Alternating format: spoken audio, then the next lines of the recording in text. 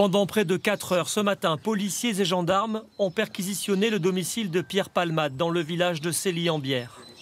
Assistés d'un chien de détection de produits stupéfiants, ils ont ratissé la maison, à la recherche de cocaïne notamment. Ont-ils retrouvé quelque chose? Ou quelqu'un serait-il venu effacer les traces au domicile du comédien? C'est l'une des hypothèses des enquêteurs. S'agit-il des 2 individus que des témoins affirment avoir vus sur les lieux de l'accident?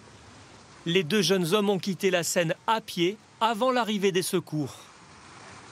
La police cherche toujours à les identifier et pourrait saisir les images des caméras placées dans les villages alentours. Cet après-midi, nous avons rencontré le maire d'une de ces communes.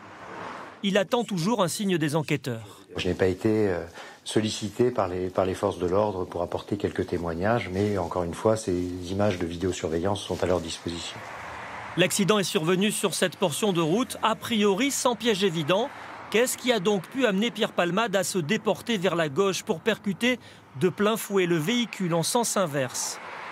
L'état des voitures, complètement détruites, indique une vitesse élevée.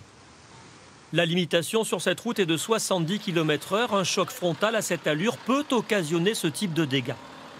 2 jours après la collision, les 3 passagers percutés par Pierre Palmade sont toujours hospitalisés. Le conducteur est hors de danger, tout comme la femme enceinte, mais elle a perdu le bébé qu'elle portait.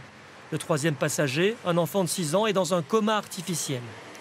Pierre Palmade, soigné à l'hôpital du Kremlin-Bicêtre, va mieux. Il fait l'objet d'une enquête pour homicide et blessures involontaires.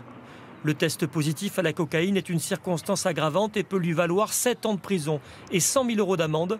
Cela peut aller jusqu'à 10 ans si un excès de vitesse est établi.